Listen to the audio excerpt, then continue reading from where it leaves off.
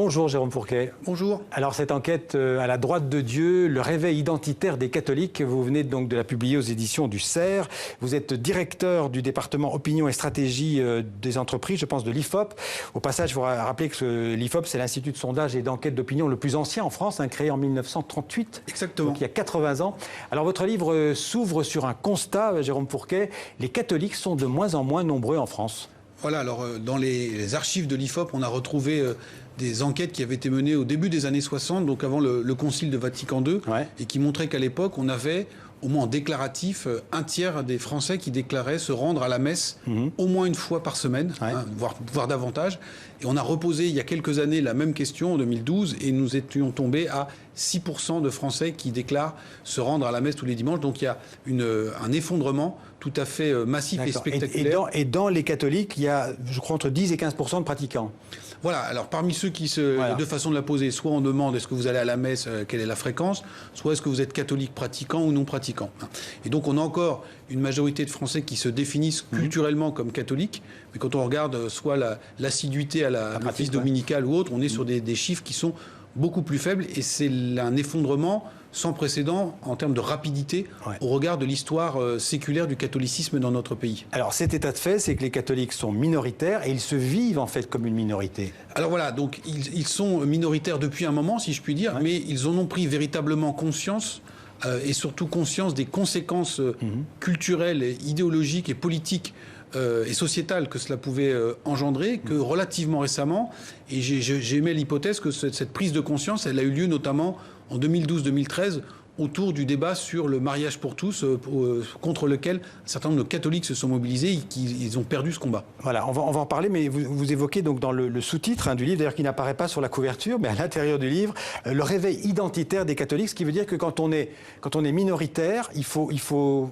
crier plus fort pour se faire entendre. Alors c'est le constat auquel sont arrivés un certain nombre de catholiques en disant, voilà, on avait une rente de situation historique, la France, fille aînée de l'Église, et donc sans trop d'efforts, un certain nombre de valeurs ou de visions du monde que nous avions portées étaient repris ou en tout cas sécurisés par les institutions. Ce n'est plus le cas aujourd'hui.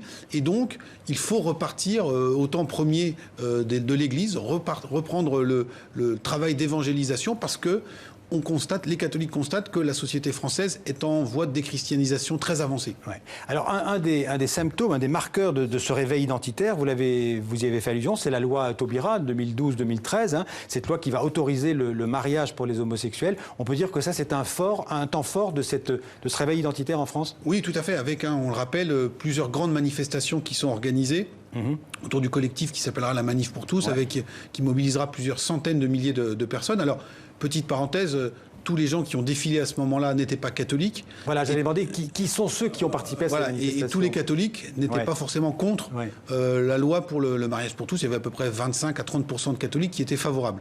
Une fois qu'on a dit ça, c'est quand même la France catholique qui a constitué le fer de lance et les gros bataillons de cette mobilisation. Et qui s'y sont mobilisés, c'est parce que cette loi allait quelque part à l'encontre de leurs convictions profondes et leur vision de la société, surtout leur vision de la famille. C'était une des grandes habiletés des promoteurs de cette mobilisation, c'était de faire porter l'accent et le combat sur le fait qu'on remettait en cause, de leur point de vue, la vision traditionnelle de la famille. Et on a vu au cours de ces manifestations, ils étaient très organisés. C'était, on peut dire, des activistes. C'était pas le simple croyant qui va à la messe le dimanche matin. Alors, il y avait bien évidemment un encadrement très, très actif, très militant, avec notamment tout un travail sur les réseaux sociaux pour mobiliser. Mais ce travail de mobilisation, quelque part, on peut le comparer à ce qui avait eu lieu une trentaine d'années avant, en 1984, lors de la grande mobilisation pour la défense de l'école libre. C'est quelque part, en caricaturant ou en schématisant un petit peu, à peu près les mêmes réseaux qui se sont remis en mouvement. À la différence près, c'est qu'à l'époque, cette grande manifestation et insurrection, j'allais dire, civique de la France catholique avait fait reculer le pouvoir en place. La loi sur l'intégration de l'enseignement libre dans le giron du ministère de l'Éducation nationale n'avait pas vu le jour. Alors que la loi Taubira, le mariage en dépit, Et donc là, beaucoup de catholiques se sont dit, et d'opposants, en dépit de notre forte implication et mobilisation, eh bien, le gouvernement n'a pas reculé. les sondages n'ont pas varié. Il y avait une majorité de Français qui étaient favorables. Et donc, ils ont pris conscience que se mobiliser ne suffisait plus. Et pourquoi ça ne suffisait plus? Parce qu'ils étaient devenus largement minoritaires dans la société française. Alors, ce mouvement, il va se transformer en mouvement politique, un mouvement là clairement à droite, c'est Sens commun. Qui existe toujours? Oui, alors c'est une des j'allais dire, conséquences de ce mouvement, ou des voies de sortie de ce mouvement qui est allé à base non politique. Les catholiques, en tout cas ceux qui s'étaient mobilisés, se sont retrouvés face à un choix, j'allais dire, stratégique. Comment fait-on pour peser de nouveau sur le cours des choses et sur le débat? Alors certains ont choisi de reprendre le bâton de l'évangélisation. Donc voilà, il faut s'impliquer davantage. D'autres ont dit on va se livrer à une mobilisation ou un activisme dans le débat sociétal, en se faisant entendre avec des tribunes ou en recréant des revues ou des choses comme ça. Par exemple avec d'autres débats, d'ailleurs, comme l'IVG aussi, l'avortement. Alors un certain nombre aussi se sont bien. Et puis d'autres ont dit non, on va s'impliquer politiquement, puis on ne va pas forcément créer notre propre formation politique, parce que l'histoire a montré, et les exemples récents encore davantage, qu'en France, quand on se revendique d'une confession religieuse, il n'y a pas de débouché électoral, mais en revanche, un certain nombre d'entre eux ont dit on va rentrer dans une grande formation politique, la droite, dont ils se sentaient le plus proches, et essayer d'influer sur les orientations de ce mouvement de l'intérieur. Alors, ça a été la démarche de Sens commun. Voilà, alors justement, on peut parler des élections présidentielles 2016.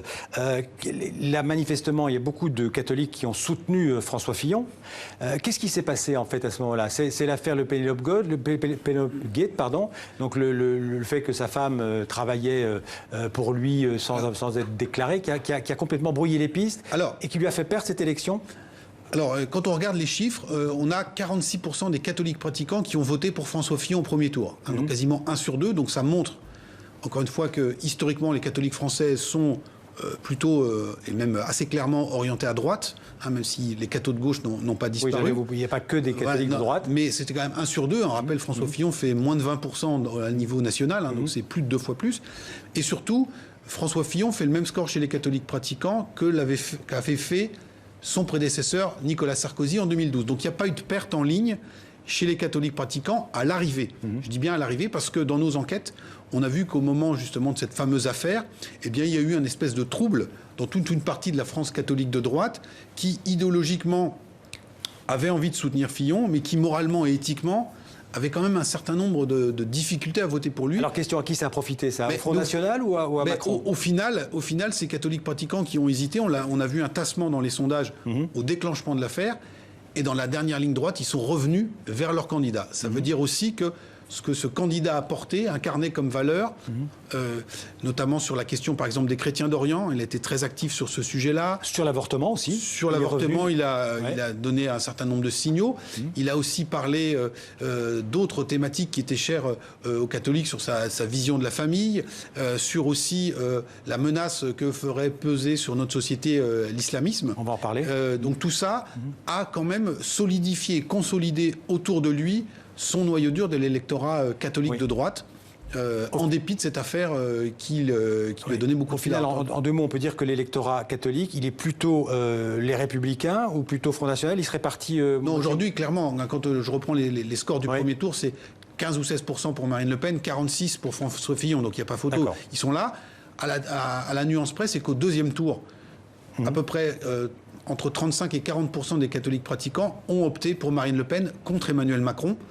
Et ce qui a été vécu comme un choc par beaucoup dans l'Église catholique notamment. Alors un autre enjeu que vous évoquez dans votre livre, c'est la place de l'islam. Et donc vous dites les catholiques de France, ils ont peur de l'islam, de la montée en puissance de l'islam. Oui. Et là aussi, il y a un réflexe identitaire. Alors ce qu'on disait tout à l'heure, c'est-à-dire à la fois les catholiques prennent conscience qu'ils sont de moins en moins nombreux dans un océan déchristianisé. Et puis, pour corser les choses, si je puis dire, il constate qu'une religion récemment arrivée sur notre sol semble avoir démographiquement davantage le vent en poupe, c'est l'islam. Et donc il y a une espèce de concurrence comme ça qui peut s'exercer et qui peut faire créer l'insécurité chez une partie de ces catholiques. En disant on va être supplanté à terme avec, vous savez, la fameuse polémique sur est-ce qu'il y a des églises désaffectées qu'on pourrait transformer en mosquées. Et donc là, c'était une proposition d'Ali Boubacar. Voilà, sur une perche tendue par Jean-Pierre Elkabbach, de la grande mosquée de Paris. Voilà. Et puis, on rappelle aussi dans le livre l'épisode très douloureux du meurtre du père Hamel en juillet 2016. Voilà, à Saint-Étienne-du-Rouvray par deux jeunes djihadistes. Et donc là, de la concurrence, l'islam, et dans sa version radicale, l'islamisme, se transforme en menace réelle. Et c'est là aussi, on voit les passerelles avec la question des chrétiens d'Orient. Ouais. Pour beaucoup de catholiques français, en tout cas pour un certain nombre d'entre eux, ce que vivaient leurs coreligionnaires en Orient était peut-être un peu prémonitoire pour les plus inquiets d'entre eux du sort qui pourrait être le leur demain en France. On n'a pas le temps d'évoquer l'accueil des migrants, mais là, les catholiques sont parfois plus catholiques que le pape François, qui était plutôt pour l'accueil des migrants. Et les catholiques français sont assez tièdes sur ces questions-là. Alors, il y avait effectivement là aussi un dilemme éthique sur cette question qui a été une question assez ardue dans ces milieux-là. Je voudrais terminer par une question très générale. Qu'est-ce que c'est être catholique en France en 2018, finalement ? Eh bien, alors là, il y a une multiplicité de façons de l'être. Je pense que c'est l'attachement à une foi, d'abord, et puis aussi à une doctrine, à une vision de la société, un corpus de valeurs. Mais là aussi, ces valeurs, elles peuvent être interprétées différemment. On le voit, par exemple, sur la question des migrants. On a beaucoup de catholiques français, notamment avec les organisations comme le Secours catholique, qui sont en pointe dans l'accueil. Et puis, dans nos enquêtes, on voit aussi que d'autres catholiques qui sont tout aussi fervents sont beaucoup plus réservés. Donc, il n'y a pas forcément une façon d'être catholique, en tout cas aujourd'hui. Ou sur la question aussi de la procréation médicalement assistée, qui va diviser probablement les catholiques dans le débat qui est en cours en France dans les prochains mois. Exactement. Merci beaucoup, Jérôme Fourquet. À la droite de Dieu, donc aux éditions du CERF, pour bien